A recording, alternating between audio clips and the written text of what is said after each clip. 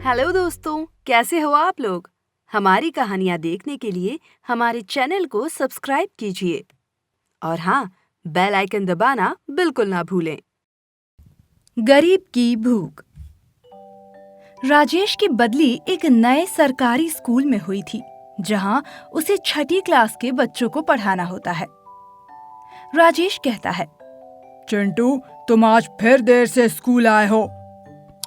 Sorry sir, आज फिर मैं देर से उठा। तुम्हारा रोज कोई ना कोई बहाना होता है चिंटू, ऐसा नहीं चलेगा। चिंटू को रोज स्कूल से देर से आने के लिए डांट पड़ती रहती, पर फिर भी वो जल्दी स्कूल नहीं आ पाता था।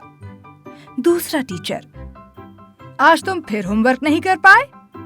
वो सर, मुझे वक्त ही नहीं मिला। हाँ, खेलने से फुर्सत मिले तब ना पढ़ाई करोगे। ऐसा नहीं है सर। बस जाओ, क्लास के बाहर खड़े हो जाओ, यही तुम्हारी सजा है। चिंटू क्लास के बाहर खड़ा था। तभी राजेश वहाँ गुजर रहा था और उसकी नजर चिंटू पर पड़ी। चिंटू, तुम रोज रोज क्यों सबको परेशान करते रहते हो? ना स्कूल वक्त पर आते हो और ना ही पढ़ाई पर ध्यान देते हो। चिंटू बस सर झुकाए खड़ा रहा, कुछ नहीं बोला। अगर ऐसा चलता रहा तो तुम अपना भविष्य खराब कर दोगे। कल भी तुम जल्दी घर चले गए थे और आज भी ऐसा क्या काम है तुम्हें? सर, जरूरी काम है, मुझे जाना ही पड़ेगा।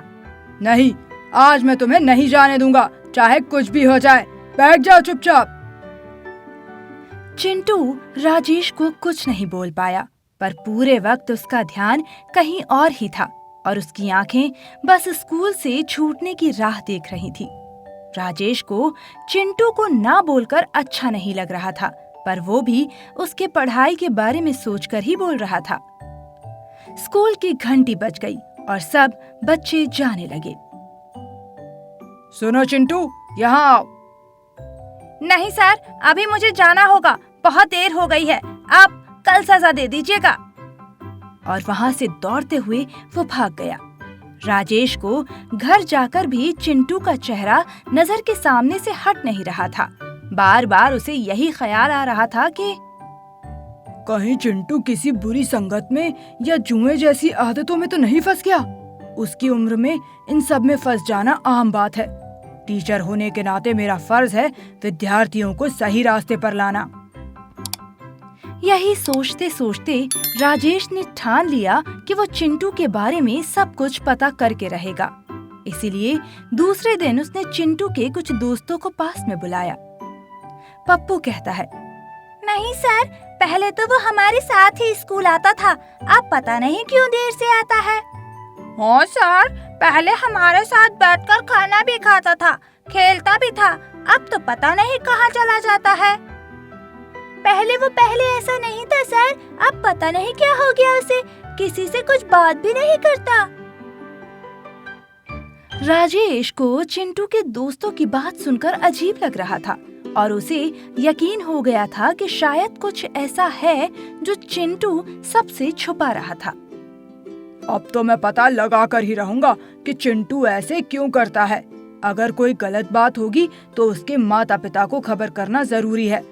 मैं एक काम करता हूँ, चिंटू का पीछा करता हूँ, इससे पता चल जाएगा कि वो कहाँ जाता है, यही सही रहेगा।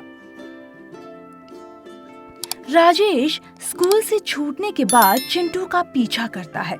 चिंटू स्कूल से छूटने के बाद एक चाय की टपरी पर जाकर सबको चाय दे रहा था और वहाँ की सफाई भी कर रहा था।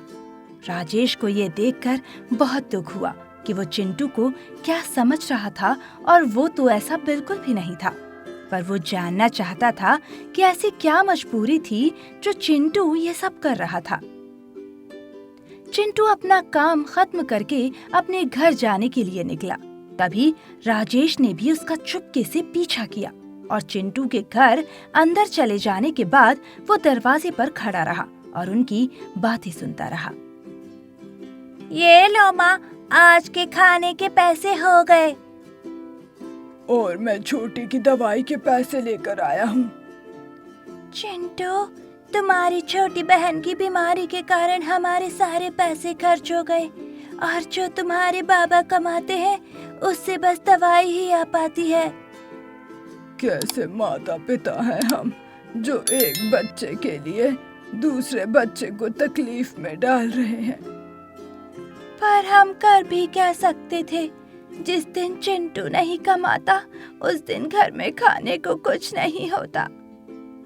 आप दोनों रोइए मत माँ पापा, मैंने सोच लिया है, मैं स्कूल छोड़ दूंगा और पैसे कमाऊंगा, फिर मेरी छोटी बहन भी ठीक हो जाएगी।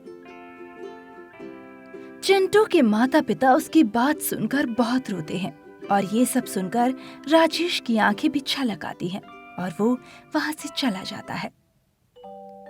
सर, मैं स्कूल छोड़ रहा हूँ। तुम्हें ऐसा कुछ भी करने की जरूरत नहीं है। नहीं सर, मैं आगे की पढ़ाई नहीं कर सकता। अपनी बहन की बीमारी के लिए ये सब कर रहे हो ना? चिंटू शॉक्ड होकर राजेश की ओर देखता है। मैं सब कुछ जानता हूँ चिंटू, और मुझे तुम पर गर्व है कि इतनी सी उम्र में तुम इतने बड़े काम कर रहे हो। अब तुम्हें चिंता करने की कोई जरूरत नहीं। तुम्हारी बहन का इलाज भी हो जाएगा और तुम्हारी पढ़ाई भी नहीं छूटेगी। बस तुम अपनी पढ़ाई पर ध्यान देकर एक अच्छे भविष्य की तैयारी करो। कभी कभी पेट की भूख इंसान से बहुत कुछ करवाती है। कोई जिंदा रहने के लिए खाता है और कोई जिंदा है इसीलिए उसे खाने की जरूरत है। चिंटू जैसे 1000 बच्चे इस तरह की जिंदगी जीने पर मजबूर हैं। हम और आप उनकी थोड़ी सी मदद तो कर ही सकते हैं।